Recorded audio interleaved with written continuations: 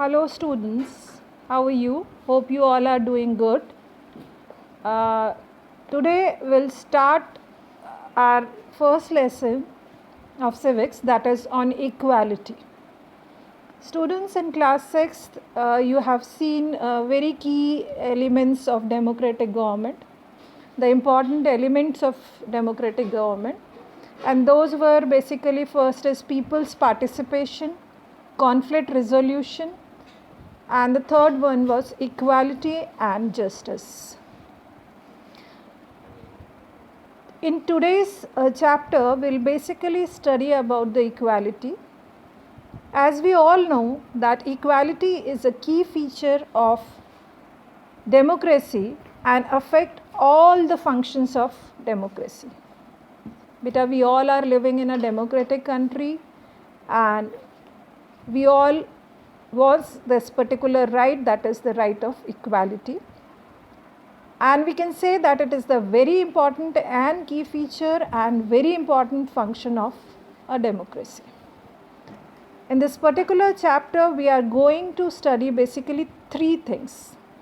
That is, what is equality? We need to understand the concept of equality. Then why equality is important. And the third is whether there is equality in India or not. That means, first of all, we need to study about the meaning or the concept of equality and why the equality is important being living in the society or being the citizen of India, and whether equality is there in India or not. We need to understand these concepts. For this, we'll study through a story, that is the story of Kanta, which will make you understand and which will make you clear about the term equality as well as why it is important. As you can see in this picture that many people are standing in a queue, right? So basically they are standing here to cast a vote, because in a democratic country every citizen has the right to cast vote, that is equal right to vote. Here all the different people of the different society is standing in a line for casting vote, whether they are employer, employee. All the people of India who is above the age of 18 can cast vote, whether he belongs to any religion, caste, having different educational background, whether they are rich or poor, they can cast vote. In this story, Kanta is standing along with her friend, her employer Mr. Jain, and many more people in the same line. So she feels that she has been given the right of equality, whether she is a worker at his master's place, the master is also, or the employer is also standing in the same line for casting the vote. In this line, you can see the people belongs from a different economical background, educational background, different caste, religion are standing in the same line. After coming back from the voting place, she is talking to her friend that her daughter is not well, she is having fever and she wants to visit a doctor for her treatment. But for that she needs money.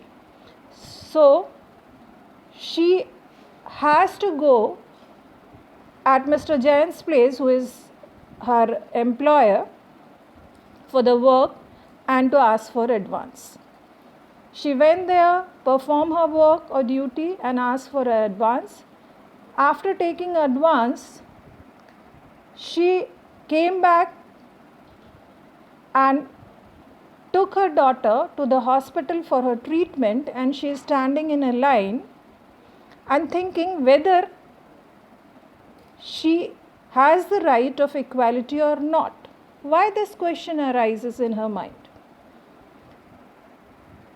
Because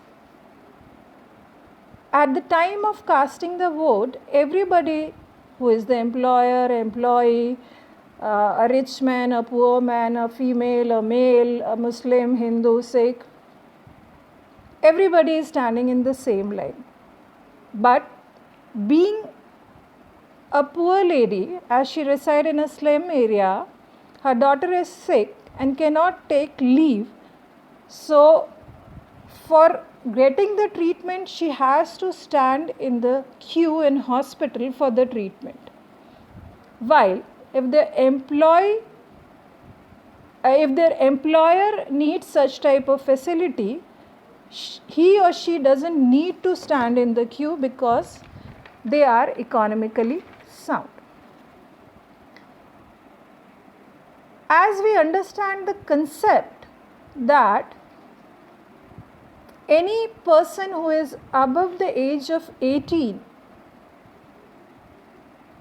and belongs to the different religion or caste, have different educational background, have different economical background, belongs to any type of sex, whether male, female, she or he has the equal right to vote. It is basically known as universal adult franchising. This word you have studied in class 6th also. It is very important part of democracy, that is universal adult franchising. And this particular idea is based on equality. That is wealth, community, education does not make any difference. One person can cast one vote is basically universal adult franchise. Now we move on to the other kind of equality. As from the above story we can say that Kanta is an Indian citizen having voting rights but does not have the equal living condition because she is not economically sound. Apart from being poor, many other inequalities are also available in India. How the people has been treated because of their financial background and caste and religion background. But we need to understand here that other kinds of equality means we as a citizen of India in a different part has been treated differently or unequally because of some background. Basically, the economic condition, that if a person is poor will not be treated with the same facilities. In the same manner, if a person belongs to different caste and religion, then also he or she will not be treated as a same or in the equality. As we can say that the most common form of inequality in India is caste system, right? A very common example of it is when we can see the matrimonial acts. It shows people believe in caste system, like Tamil Brahmin, Iyengar groom is needed, then beautiful Brahmin girl is needed. So this shows that everybody wants to marry in his or her caste only. When we talk about the other kind of equality, we can understand it much better with the help of two stories which is given in your syllabus. That is one story of a Dalit boy and the other story of a couple in an urban area. This word Dalit has known to you. Basically, Dalit means the people who belongs to lower caste. And when we talk about the dictionary meaning of Dalit, it means broken. That is if a person belongs to a lower caste can be called as Dalit, but they have taken this particular word to show that or to describe that how they were treated or discriminated in the society, how they are broken because of this discrimination. That is why the people who are belonging to the lower caste use this word Dalit. Now we move on to the story by which you can understand the other kinds of inequality existing in the country. The story is basically about the Om Prakash Valmiki, who is a famous Dalit writer who wrote his autobiography named Jhuthan. उन्होंने अपनी खुद की autobiography लिखी थी जिसका नाम था झूठन. When he was a kid, when he was a small child studying in class 4th, he was not treated properly in the school. He was not allowed to sit with other children in the class. He used to sit on the floor near the door. Sometimes the teachers beat him without any reason. When he was in class 4, there was an incident that headmaster asked the Om Prakash to sweep the playground, and the playground was huge. It was very difficult for a small child to clean such a big playground. And the headmaster was just sitting in his room and watching him. Even while doing this, he was not allowed to drink water. He was performing this work for a couple of days, but nobody was ready to help him. One day, his father saw him doing such work, and he came and argued with the teacher that how, being a teacher, you can treat a child like this. Just because he is a Dalit, you cannot do this to him. And then he asked him to treat well, and the other Dalit students also to treat equally like the other students. Students, this was the first theory by which we can feel or we can find out that on the basis of the caste, the boy was treated unequally. In the second story, basically the story is of urban area. Mr. and Mrs. Ansari was searching for a flat on rent. They searched many flats and finalized one, but the landlady, after listening their name, especially surname, denied to give them the flat, saying that she will not allow the non-vegetarian people. But at the same time, they felt very strange finding that someone in the same campus is cooking fish and they are allowed to live there. After this incident, the broker suggests them to change their surname from Ansari to Kumar, but they denied to do this. Finally, after a month of looking at or searching at the flat, they found an apartment for rent and they reside there. This is again a case where the couple has been treated unequally because of their religion, right? So after that, we should understand why the dignity of people is to be maintained. So the next topic we move on to, it is recognizing dignity. In the above two stories, the Dalit boy and Mr. and Mrs. Ansari were not treated properly because of their particular caste and religion. People are treated unequally on the basis of their caste, religion, class, background, sex, that is male and female. When a person are treated unequally, their dignity is violated. you need to understand this particular word. There is a dignity of every individual. If the person has not been treated properly or equally in the society, the dignity of that person is being violated. In the above two stories, the dignity of Om Prakash Valmiki and Mr. and Mrs. Ansari were treated unequally, so it was violated. After that, we move on to a new topic, that is equality in Indian democracy. As we know that we are living in a democratic country, and in our constitution this particular law of equality have given emphasis. Indian constitution recognize everyone with the equality, male, female, caste, religion, tribe, educational and economic background, they are recognized equal.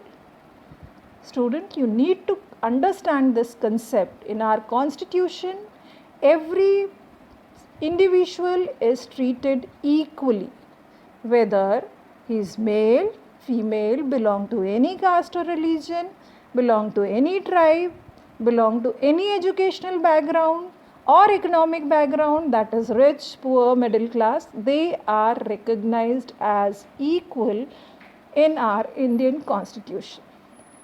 There is a law in our constitution that everyone will be treated equally, but before constitution there was no such law of equality. It has been introduced in our constitution that every Indian citizen has to be treated equally. Now you need to understand that this particular law of equality in our constitution is based on some provisions, right? The first one is every person is equal before the law. Every individual is equal before the law. Then second, no person can be discriminated on any ground. No person can be discriminated on any ground. कोई भी व्यक्ति विशेष किसी भी आधार पर उसको discriminate नहीं किया जा सकता. Third, person has access to all public places including playgrounds, hotels, shops and market. All person can use public property. Right? You can see बच्चे कि when you go to a mall or a cinema hall, you can meet your principal, your teacher, your driver bhaiya, your didi who is taking care of you. Everybody has the same right to use the public places and even the property. The way you use a bus, train, in the same manner every individual who is living around your society, whether she is male, female, लड़की है, लड़का है, हिंदू है, मुस्लिम है, सिख है, अमीर है, गरीब है, गोरा है, काला है, वो सब उसको equally use कर सकता है. And a very important provision in this right of equality is untouchability has been abolished. Before the constitution has been made, there is a pratha called untouchability. Those who belong to a lower classes, those who are Dalit, उनको लोग घर में नहीं घुसने देते थे, उन्हें छूते नहीं थे. हमारे कॉन्स्टिट्यूशन में जब ये पर्टिकुलर राइट आया तो इसका एक इम्पॉर्टेंट प्रोविज़न था कि इसको पूरी तरह से ख़त्म कर दिया गया. The untouchability has been abolished totally. Right? So, now we need to understand how the government tried to implement the equality that is guaranteed in the constitution. Everything has been mentioned in the constitution. It is written in the constitution. कोई भी चीज़ लिखा हुआ है, like your timetable is given to you, your schedule for the school, that is the prayer time, the lunch time is given to you. It is written on the notice board. But how it is going to be implemented, that is also important, right? मतलब लिख दिया, लेकिन उससे किया कैसे जाएगा उसका तो प्रयास करना पड़ेगा। तो कॉन्स्टिट्यूशन में बनाने के बाद सरकार उसे कैसे लागू कर रही है ये भी इम्पॉर्टेंट है। तो सरकार उसको लागू करने के लिए यह गारंटी करती है कि this law should be implemented in a democratic country like India. They are making efforts through laws.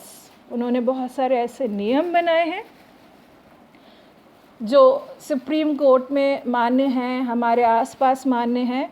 And the second is through government programme और scheme which is run for the disadvantages communities. बहुत सारे ऐसे programmes और scheme भी time पे implement होती हैं जो नॉर्मली डिसएडवांटेजेस कम्युनिटीज़ हैं, जिनको वो अवसर नहीं मिल पा रहे हैं, उनके लिए वो प्रमोट करती हैं, ताकि धीरे धीरे ये सारी चीज़ें आके हमारी सोसाइटी में, डेमोक्रेटिक कंट्री में इक्वालिटी एस्टेब्लिश हो पाए, right. These schemes are basically to ensure the equality. ये स्कीम्स जो ऑब्जेक्टिव होता है उसका यही होता है, first of all they need to ensure that equality should be there and the greater opportunity should be provided to the people who belongs to the disadvantaged community, right. In this we can take the example of midday meal.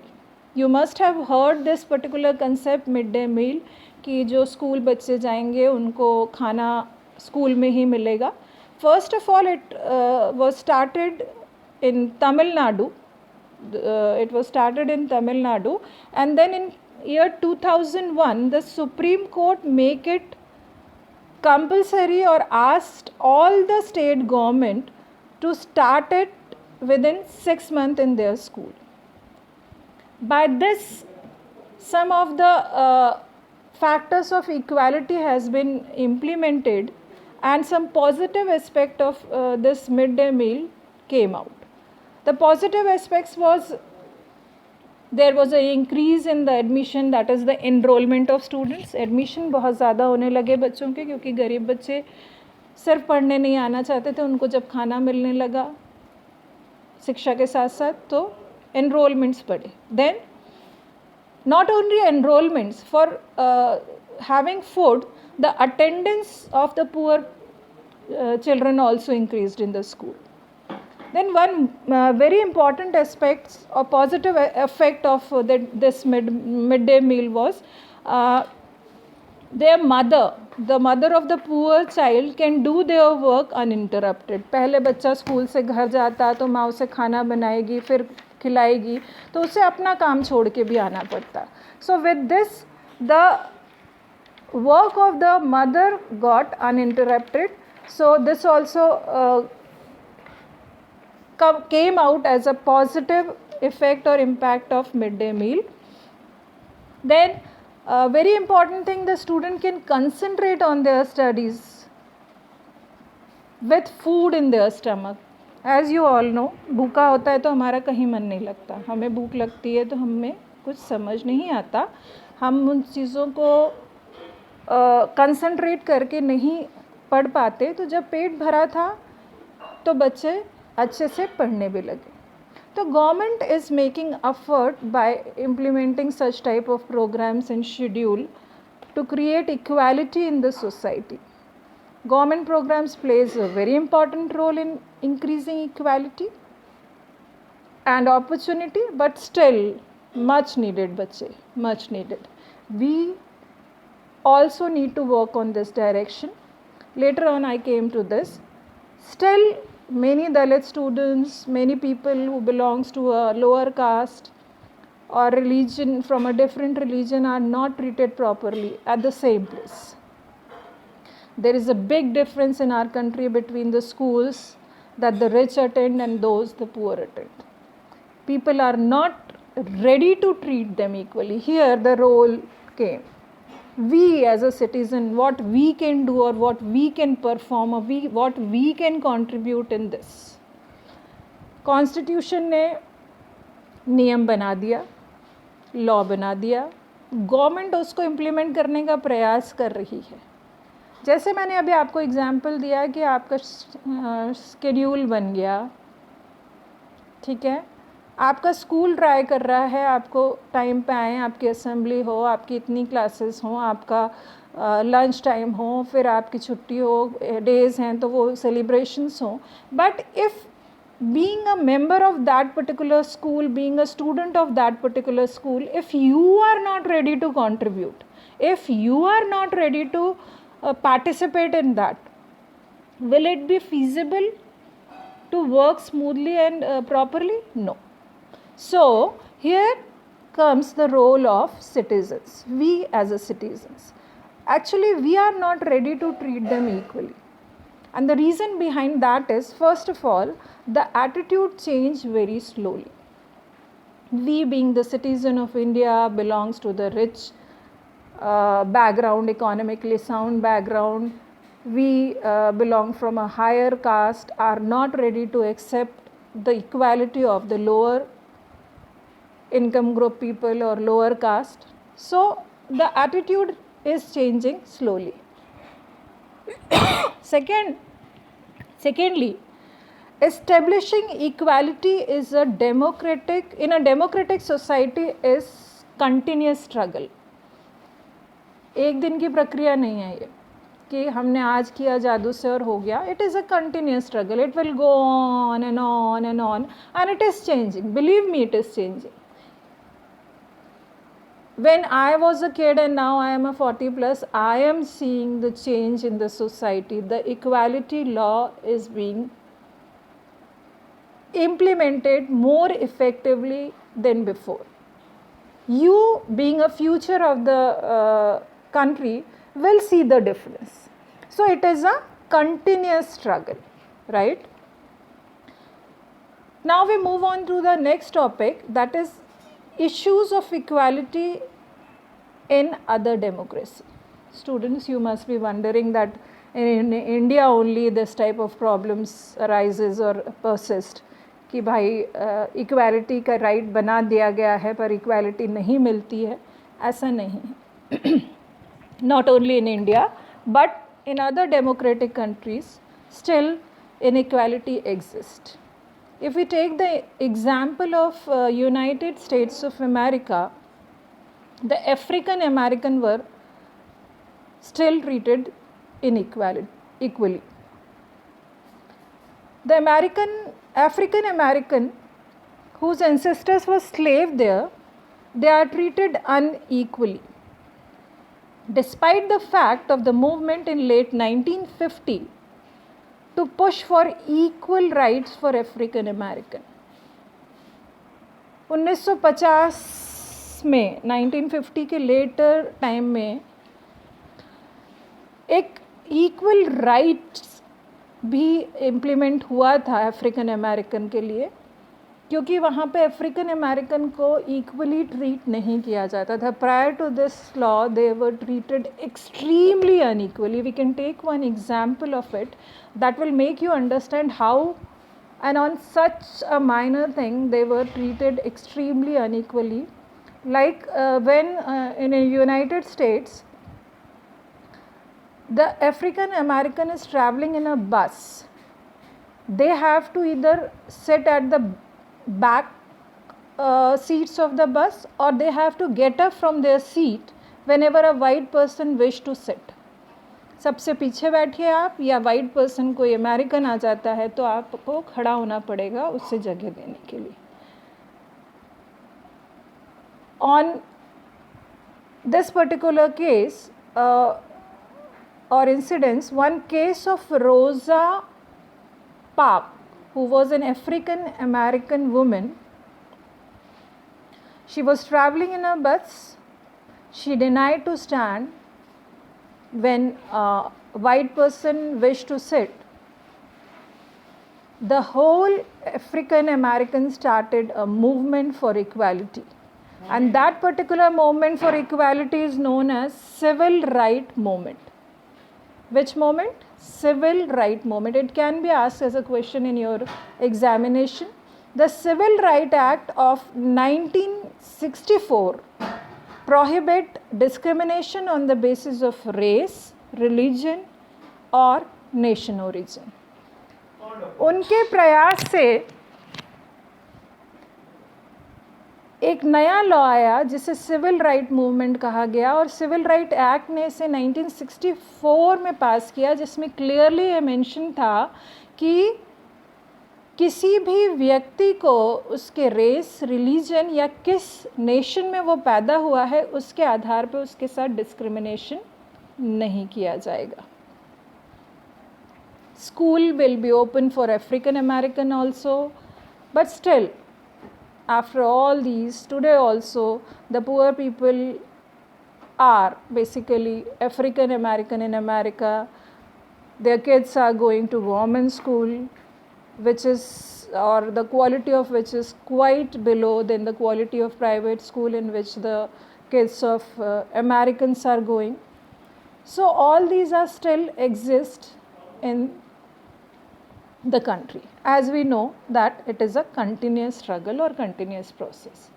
Now lastly, we move on to the challenges of democracy, that what are the challenges we need to face, or if we work on it we can make a better society or better equality in our country. The first one is, after seeing all these things, we can say no country can be described as complete democratic.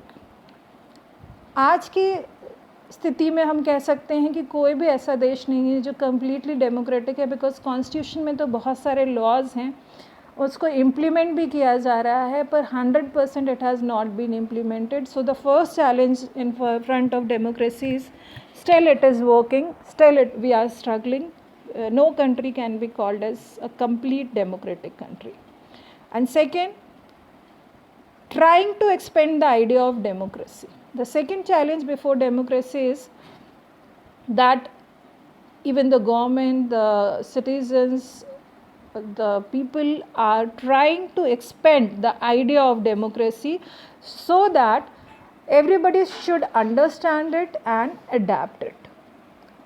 Then third is trying to push for a greater recognition of equality on existing and new issue. जो भी आज की स्थिति है या कोई नया issue आने वाला है, उस सभी परिस्थिति में इक्वालिटी को रिकग्निशन देना सबसे इम्पॉर्टेंट चैलेंज है डेमोक्रेसी का. मतलब स्थिति कोई भी बने, आज अगर हम एग्ज़ाम्पल लें कि कोरोना वायरस है, तो ये अगर जिसको हो जाता है तो उसका ट्रीटमेंट देना है, तो हम देखेंगे कि ये गरीब है तो इसको यहाँ नहीं भर्ती करेंगे, इसको सरकारी अस्पताल में भेजेंगे. ये अमीर है तो इसको बड़े अस्पताल में भेजेंगे, या ये गरीब है तो इसे अच्छा खाना नहीं देंगे, ये अमीर है तो इसे, ये हिंदू है तो इसके साथ ये नहीं करेंगे, ये मुस्लिम है तो इसके साथ ये नहीं करेंगे. तो this is the new issue, right? Before this it was not there in our country, but on this also the government is giving recognition of equality. Getting my point, students? So whether this is the challenge of our democratic country or democracy, कि we need to give recognition of equality on existing or new issues जो भी आती जाएंगी. And the last one is people are trying to maintain the equality and dignity. We as a citizen are also ready to accept it, understanding it, and trying to maintain the equality and dignity. We cannot say that you also are going to school, talking in a dignified manner to your didi who are taking care of you, the sanitation staff who are cleaning toilets for you. We are giving, you can see that the thought has been changed. Now we are giving applaud and respect to the people who are doing cleaning for us. What is this? This is basically we as a citizen are maintaining the equality and dignity of individual. I think the concept of equality is clear to everybody. What is equality? You know this. Why it is important? To maintain the dignity of individual, it is important. And there is equality in India, the third question which we were searching in this particular chapter. Yes, there is equality, but we need to work on it to improve it because it is a continuous struggle. Hope students, the chapter is very much clear to you, and if there is any doubt you can ask me anytime.